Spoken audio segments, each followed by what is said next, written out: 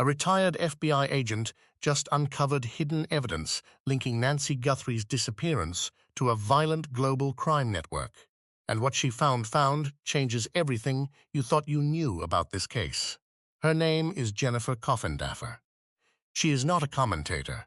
She is not chasing attention. She is a former federal agent who spent years inside the system. And she is saying this case connects to something much bigger than a missing 84-year-old woman in Tucson, Arizona. Nancy Guthrie was last seen at her home in the Catalina foothills on January 31st. By the next morning, she was gone. Investigators arrived and found blood on the front porch. Not inside, on the porch, right at the point of entry. That detail has never been fully explained. Pima County Sheriff Chris Nanos confirmed what everyone feared. Nancy was taken, involuntarily, against her will. And then he said something that has been sitting heavily ever since. His team already knows the motive. They know why someone targeted an 84-year-old woman in the dark, and they are not telling you what it is. Savannah Guthrie's mother, 84 years old. Blood on the porch. A motive locked inside a sheriff's office that nobody is opening. But here is what Coffindaffer found that nobody is talking about. The hidden evidence does not just connect Nancy to one crime. It connects her to a pattern, a coordinated criminal operation that struck once, 90 miles away, the day before Nancy vanished. By the end of this video, you will understand exactly what that pattern is, and you will understand why it took a retired FBI agent to connect the dots that everyone else missed.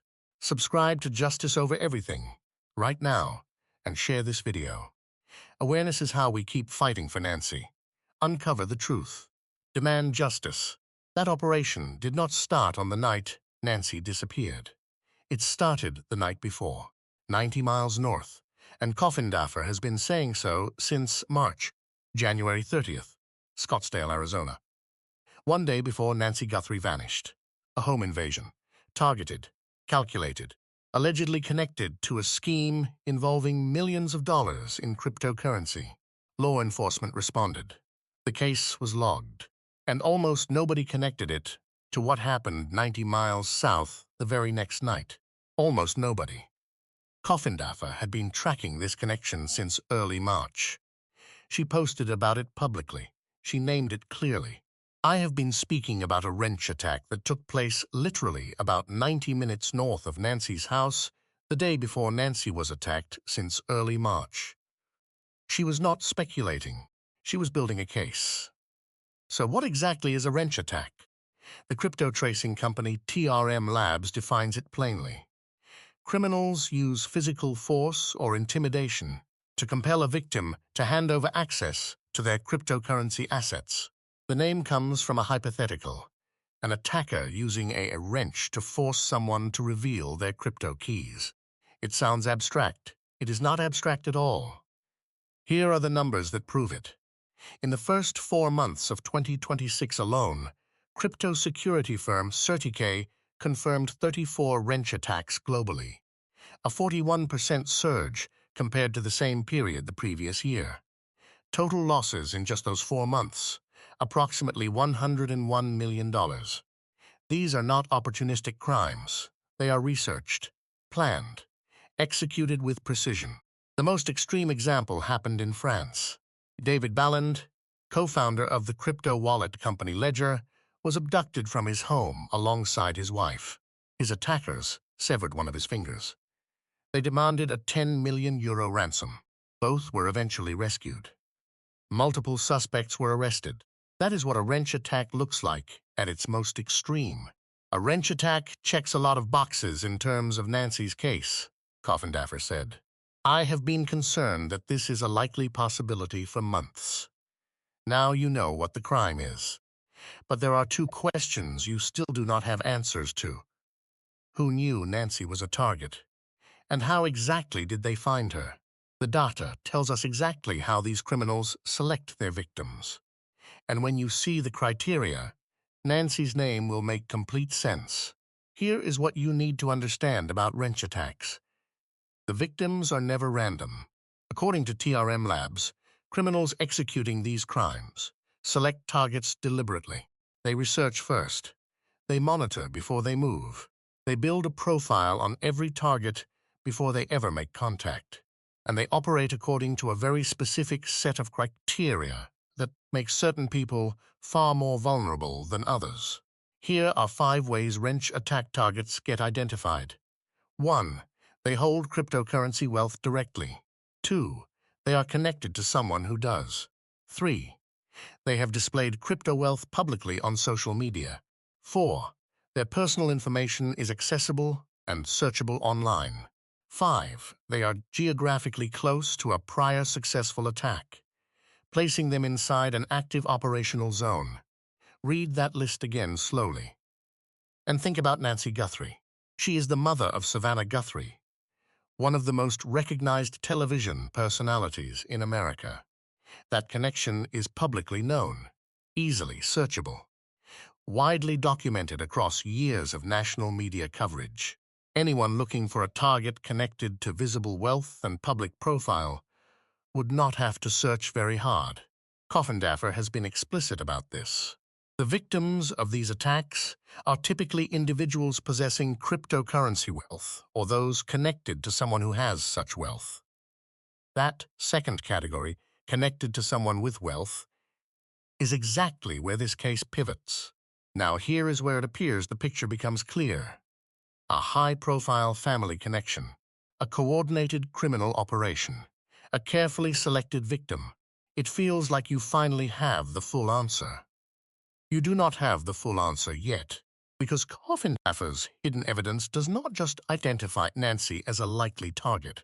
It points to something specific about this operation that investigators have never addressed publicly. Something that reframes not just how Nancy was chosen, but why the timing of everything lines up the way it does. That answer does not arrive until the next chapter. But before we get there, remember who we are actually talking about. Nancy Guthrie, 84 years old, a mother, a grandmother, taken from a home she was supposed to be completely safe inside, and still missing.